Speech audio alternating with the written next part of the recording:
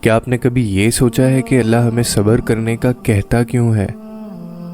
وہ کہتا ہے کہ اس لیے صبر کرو کیونکہ تمہارا اللہ تمہیں اور تمہارے دل میں آنے والی دعاؤں کو تم سے زیادہ جانتا ہے۔ تمہیں صبر اس نیت سے کرنا ہے کہ اللہ تمہاری نیت دیکھ رہا ہے، وہ تم کو خالی ہاتھ نہیں لوٹائے گا۔ یہاں تک کہ تمہیں تو تب بھی صبر کرنا ہے جب آپ صبر کے راستے پر اپنے قدم جما نہیں سکتے، تب بھی آپ کو اس پر چلنا ہے۔ آپ چلنا مت چھوڑیں، کیونکہ وہ جانتا ہے کہ آپ اس ہستی کے سامنے ہیں جو سب کچھ دیکھنے والا ہے اور سب کچھ جاننے والا ہے، وہ جو کبھی آپ کے اسرار سے پریشان نہیں ہوتا، وہ جو ہمیشہ آپ کو سنتا ہے۔ اور یقین کرو وہ آپ کی تکلیف سے کبھی بھی لا تعلق نہیں ہوتا۔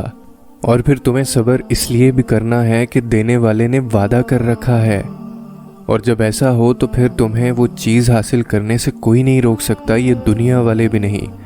کبھی کبھی وہ ہمارے دل میں گزرنے والی معمولی خواہشات کو پورا کر کے بتاتا ہے کہ دیکھو میں تمہارے کتنے قریب ہوں۔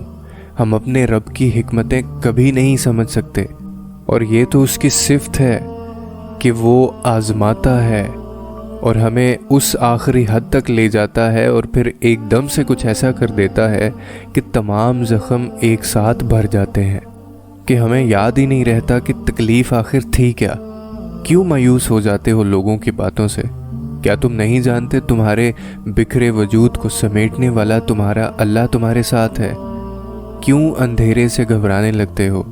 کیا تم جانتے نہیں کہ اس اندھیرے کے بعد سویرا لانے والا تمہارا اللہ تمہارے ساتھ ہے؟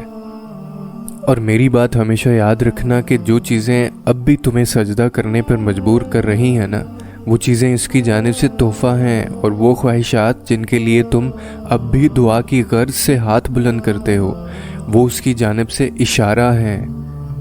تمہیں بس اپنے یقین کا سلسلہ جاری رکھنا ہے، اور پھر دیکھو وہ معجزوں کا سلسلہ کیسے جاری رکھے گا۔